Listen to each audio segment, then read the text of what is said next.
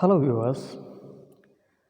आज का अपना वीडियो लेक्चर जो है एनसीईआरटी बुक का जो इस बार 12th क्लास में शामिल किया है हमने, उसके फर्स्ट लेसन के बारे में हम बात करेंगे।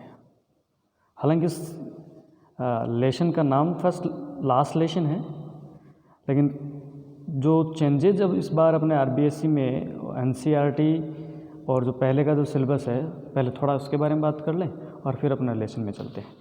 तो देखिए, बहुत सारे लेसन जो है अपने जो पुराने सिलेबस के आधार पे ही, पुराना सिलेबस जो है अपना उसी में से है। कुछ एक चीज़ें हैं जो इसमें नई ऐड हुई है, या यूँ कहें एनसीईआरटी में कुछ चीज़ें अलग हैं पिछले सिलेबस में। तो पहले तो अपने पास जो बुक जो अपनी आरबीएसई में जो रेनबो बुक जो चलती थी, उसमें कौन कौन से लेसन अपने पास पहले से थे उनके बारे में बात करते हैं, और जो नए लेसन जुड़े हैं उनके बारे में बात करते हैं। फिर हम पहले ही लेसन से इसको आज के इस वीडियो लेक्चर को आगे बढ़ाएंगे।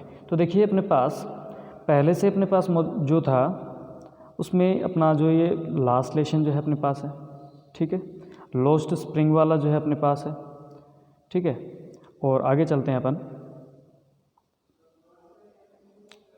डी वोटर जो है, रेट्रेप जो है, इंडिगो है, ये पांचों के पांचों लेसन जो है अपने पहले से ही अपने पास थे, ठीक है। तो रेट्रेप जो है अपना, रेट्रेप तक अपने पास इसमें अपने जो रेनबो बुक जो थी उसमें थे। जो चेंज हुआ है इस बार उसके बारे में हम बात करते हैं। देखिए,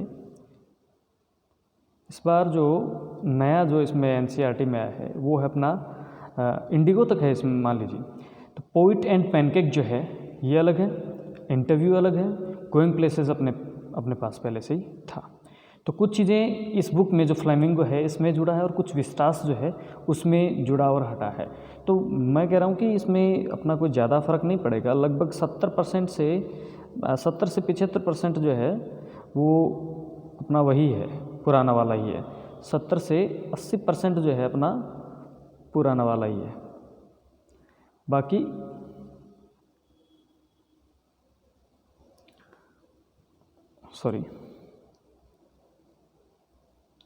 चलो आज के इस नए लेसन के बारे में अपन बात करते हैं। Last lesson. पहली बात तो हमने इसको लास्ट लेसन में लास्ट लेसन क्यों कहा है ये देखते हैं, ठीक है। लास्ट लेसन को लास्ट लेसन ही क्यों कहा है, तो देखिए, ठीक नहीं हो रहा है ये। लास्ट लेसन है फ्रेंच लैंग्वेज के लिए लास्ट लेसन है, ठीक है। तो थोड़ा सा इसके बैकग्राउंड के बारे में बात करते हैं। ये स्टोरी है फ्रांस के रहने वाले लोगों के बारे में। थोड़ा सा मैप में आपको मैं दिखा दूं, इसमें जो अपना दे रखा है मैप में आपको बता दूं। ये आप देख पा रहे हैं फ्रांस का जो है मैप, इसमें आप देख पा रहे हैं। तो ये वाला जो एरिया है अपना, अल्सेस और लोरिन, इस दो पार्ट को जर्मनी ने जीत लिया, और इस पे किसका अधिकार हो गया? जर्मनी का यहाँ पर अधिकार हो गया। अब ये बेसिकली ये पार्ट तो रहा फ्रांस का, लेकिन जर्मनी ने इसको क्या कर लिया? विजित कर लिया, जीत लिया। अब यहाँ के लोगों की लोकल लैंग्वेज क्या रही? फ्रेंच लैंग्वेज इनकी लोकल लैंग्वेज थी। लेकिन जर्मनी से, या यूँ कहें बर्लिन से, जो यहाँ की राजधानी है, वहाँ से आदेश ये आए कि अल्सेस और लोरिन जो दो प्रदेश यहाँ के हैं, अल्सेस और लोरिन जो प्रदेश जो यहाँ के दो हैं, वहाँ पर सिर्फ और सिर्फ जर्मन पढ़ाई जाए, न कि फ्रेंच।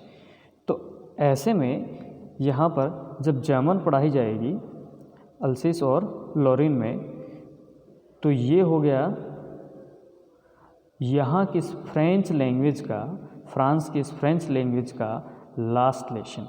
अब अपन चलते हैं अपने कैरेक्टर्स की तरफ। इसमें दो कैरेक्टर हैं, एक टीचर और एक स्टूडेंट की बहुत ही खूबसूरत सी कहानी है, जिसमें स्टूडेंट जो है पढ़ने का मानस नहीं रखता है, इधर उधर घूमता रहता है, लेकिन जब उसे पता चलता है कि उसकी अपनी लैंग्वेज फ्रेंच लैंग्वेज है, उसको दोबारा फिर कभी नहीं पढ़ाया जाएगा, ये उसके जीवन का अंतिम फ्रेंच भाषा का लेसन रहेगा उसको, तो वो बड़ा दुखी हो जाता है। और यहाँ पर जो टीचर जो है मिस्टर हैमल जो है, वो भी बड़े परेशान हो जाते हैं, और इस प्रकार उनका जो नॉस्टैल्जिक जो व्यू है वो इसमें दिखाया गया है। चलो शुरू करते हैं इसके बारे में थोड़ा सा। I started for school very late that morning. उस सुबह मैंने स्कूल को बहुत लेट शुरू किया था, ये यूँ कहें स्कूल के लिए मैं उस सुबह बहुत लेट गया था। I was in great dread of scolding, मैं फटकारे जाने के डर से, डांटे जाने के डर से बहुत घबराया हुआ था। स्पेशली और ख़ासकर because mister हैमल had said that he would question us on participle, क्योंकि मिस्टर हैमल हमसे पार्टिसिपल जो है, पार्टिसिपल ग्रामर का एक पार्ट है, पार्टिसिपल क्वेश्चन करेगा और वो मुझे आते नहीं है, इसलिए वो बहुत ही घबराया हुआ था। And I didn't know the first word about them, और मुझे तो उस पार्टिसिपल के फर्स्ट शब्द के बारे में, एक वर्ड के बारे में भी पता नहीं था। फॉर अ मोमेंट, कुछ क्षण के लिए, I thought of running away and spending the day out of doors, पहले तो मैंने सोचा कि पूरा का पूरा दिन जो है भाग जाऊं यहाँ से और पूरा का पूरा दिन स्कूल के दरवाज़ों के बाहर या स्कूल से दूर ही मैं बिताऊं। इट वॉज सो वार्म, क्योंकि आज का दिन बहुत ही अच्छा था, बहुत ही ब्राइट था। The birds were chirping at the edge of the woods, और पक्षी जो है जंगल के किनारे पे चहचहा रहे थे। And in the open field back the सामिल पर्शियन सोल्जर वर ड्रिलिंग, और खुले हुए खेतों में आरा मशीन जहाँ पर लगी हुई थी वहाँ पर जो पर्शिया, यह देखिए पर्शियन जो सोल्जर कहा है यहाँ पे, पर्शियन का मतलब जर्मन से है, ये जो पर्शियन सोल्जर का है, पर्शियन से मतलब आपको समझना है, जर्मन सोल्जर से मतलब समझना आपको, ठीक है। Persian soldiers were drilling, it was all much about tempting, और ये चीज़ उसको बहुत ही लालायत करने वाली, बहुत ही ललचाने वाली सी थी।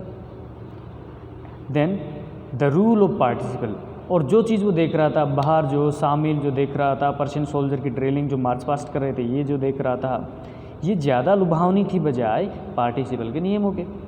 But I had the strength to resist, पर मेरे में बगावत करने की या कहें अपने आप को रोकने की ताकत थी। And hurried off to school, और स्कूल के लिए आगे चल पड़ा। When I pass the town hall there was a crowd in front of the bulletin board, जब मैं टाउन हॉल के पास से गुजर रहा था तो मैंने बुलेटिन बोर्ड के सामने बहुत सारी भीड़ देखी। For the last 2 years all our bad news had come from there, और पिछले कुछ वर्षों से, पिछले कुछ 2 सालों से जितनी भी बुरी खबरें आई है वो इसी बुलेटिन बोर्ड के ज़रिए हम तक पहुंची हैं। और उनमें क्या क्या हो सकती है? The lost battles, the draft, the order of the commanding officer, युद्ध के हार जाने की, किसी ड्राफ्ट प्लान को लेकर, और कमांडिंग ऑफिसर के जो भी ऑर्डर्स आए, ये सारी बुरी खबरें जो है हमें कहाँ से मिली? टाउन हॉल के नोटिस बोर्ड से मिली है। And I thought to myself, और मैंने अपने आप से या मन ही मन सोचा, विदाउट स्टॉपिंग, बिना रुके मैंने मन ही मन सोचा, what can be matter now, आज क्या हो गया है, आज क्या बुरी खबर हो सकती है यहाँ पर। Then as I hurried by as fast as I could go, और उसके बाद मैं जल्दी जल्दी चलने लगा, जितना जल्दी मैं चल सकता था उतना जल्दी चलने लगा।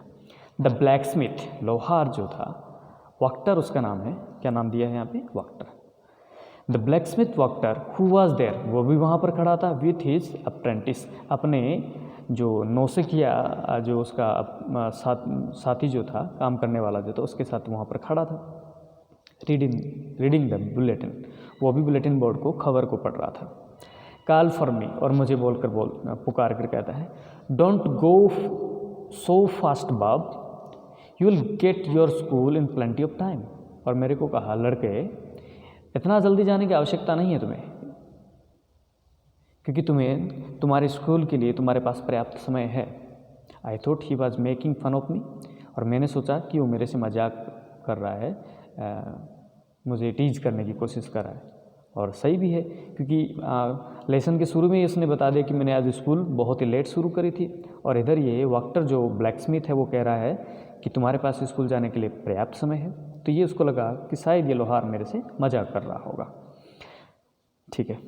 And reached mister Hummels little garden all out of breath, और सांसें भरी हुई जो थी उसके तेज चलने की वजह से हाँफता हुआ सा वह मिस्टर हैमल के छोटे से गार्डन में पहुंचा, जो स्कूल का एक छोटा सा गार्डन है, वहाँ पर मैं पहुंचा।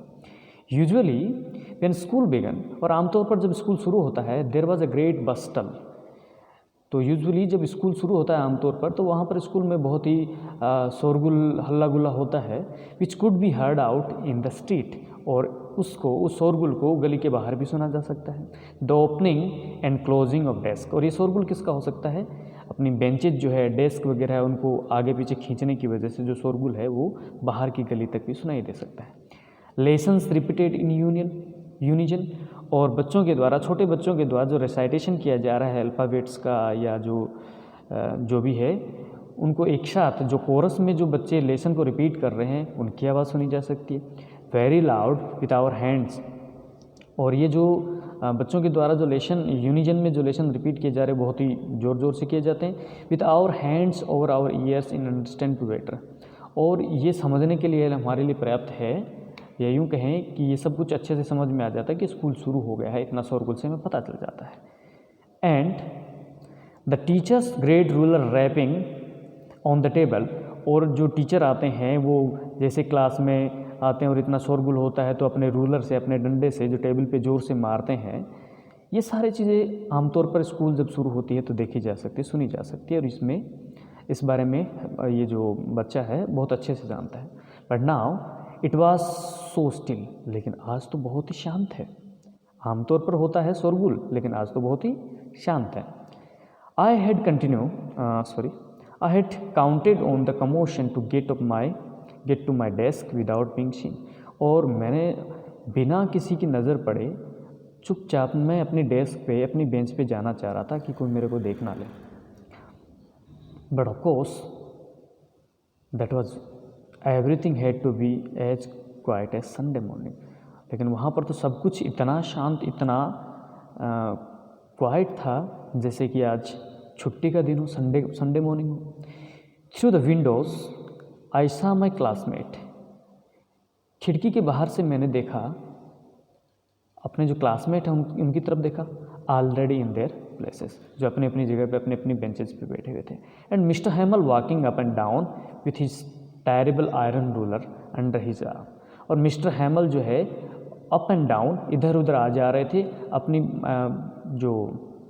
अपना जो लोहे का जो डंडा है उसको अपने आर्म में दबाए हुए इधर उधर आ जा रहे थे। I had to open the door, मुझे दरवाज़ा खोलना पड़ा। And go in before everybody, और सबके सामने से मुझे अंदर जाना पड़ा क्योंकि सब पहले से बैठ चुके थे। You can imagine how I blast and how frighten I was, और आप अंदाज़ा लगा सकते कि मैं कितना शर्मा रहा था और कितना घबरा रहा था। कौन बोल रहा है? ये बच्चा जो है वो बता रहा है। पर नथिंग हैपन, लेकिन कुछ नहीं हुआ। जिन चीज़ों से ये घबरा रहा था कि शायद मिस्टर हैमल उनको डांटेंगे, फटकारेंगे, पता नहीं क्या होगा, ये सारी चीज़ें उसके दिमाग में चल रही थी, लेकिन कुछ नहीं हुआ। Mister हैमल saw me and I said very kindly, mister हैमल ने मेरे को देखा और बहुत ही दयालुता से, बहुत ही नम्रता से मेरे को कहा, go to your place quickly little French. उसने कहा अपने स्थान पे चले जाओ, जल्दी से अपने स्थान पे चले जाओ, अपनी जगह पे चले जाओ छोटे फ्रेंच। तो यहाँ पर हमें पता चलता है कि इस बच्चे का जो स्टूडेंट है उसका नाम क्या है? फ्रेंच है। तो अपने स्थान पे जल्दी से चले जाओ छोटे French. We are beginning without you, हम तो आज का लेसन तुम्हारे बगैर ही शुरू करने वाले थे।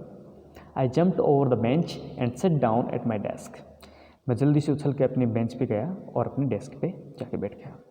Not till then when I had got a little over my fright, और ज़्यादा समय नहीं हुआ कि मैं अपने डर से थोड़ा सा पार पा लिया, थोड़ा सा मैं राहत महसूस करने लग गया था। Did I see that our teacher set on his beautiful green coat, और जब मेरा डर दूर हो गया तो मैं देख पा रहा था कि हमारे गुरुजी जो थे, मिस्टर हैमल जो है, उसने बहुत ही खूबसूरत ग्रीन कोट वाली जो ड्रेस पहन रखी है। हिज फॉल, यहाँ पर आप देख सकते हैं गुरुजी को, ये देखो, ये रहे, ठीक है,